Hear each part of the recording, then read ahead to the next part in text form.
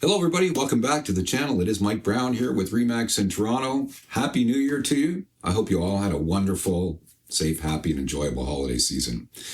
Well, like the title to this episode says, 2025, the year in review by the numbers. And what we're doing is we're comparing 2025 to 2024.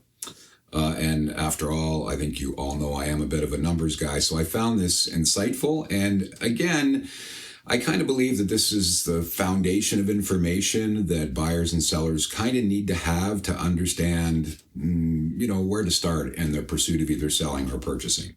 I'm still trying to get the lay of the land. And certainly the supply and demand has changed since this channel first started. So what I did was I calculated 26 inventory calculated periods for 2025 compared to 2024 to come up with an average daily listing inventory, for that year. So a bit of a surprise here. As far as the average daily listing inventory for freehold calendar year comparison 2024 to 2025, we actually saw about a 30% increase. Duly noted and much appreciated, sir. We had approximately 10,000 in change properties available on a daily basis in 2024, and that soared close to 14,000 in 2025. As far as the condo market, well, in 2024, we had an average daily listing inventory about 5,625. So that's condominiums in the 416 area code.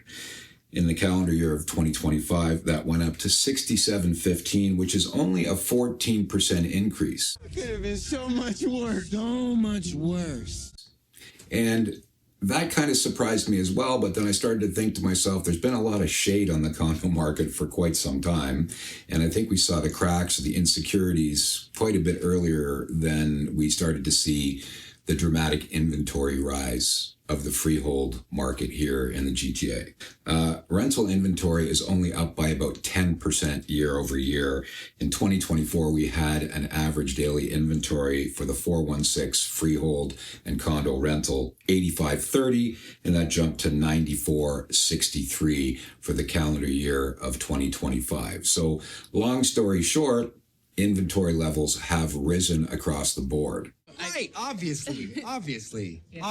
So how did all this added inventory translate into number of transactions, sales volume? Well, sales volume was off year over year. You got any good news for me? In the freehold market, for the areas that I cover, in 2024, there were approximately 43,435 freehold sales, and that dipped to 39,407, or approximately a 10% decrease in activity or transactions. Condo market, similar story.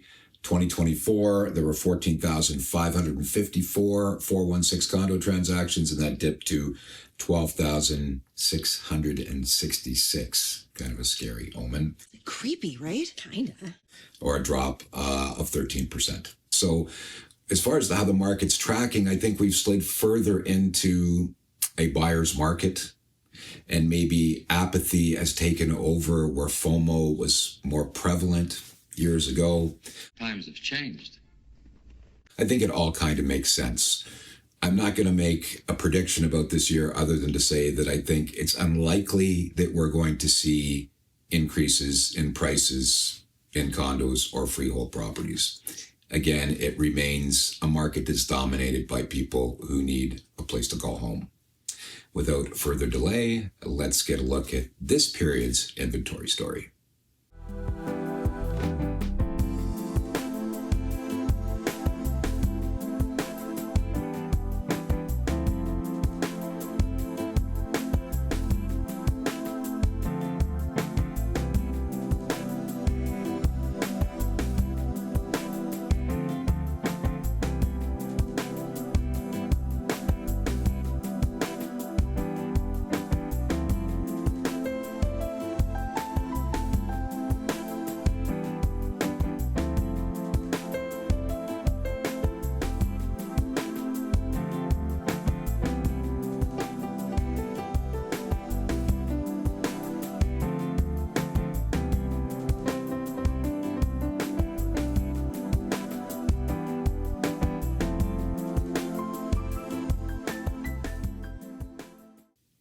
Once again, everybody, thanks again for tuning into the channel. Wishing you a very prosperous, safe, and happy 2026. And until the next episode, this is Mike Brown with RE/MAX, uncovering the real estate of real estate here in the GTA and Southwestern Ontario.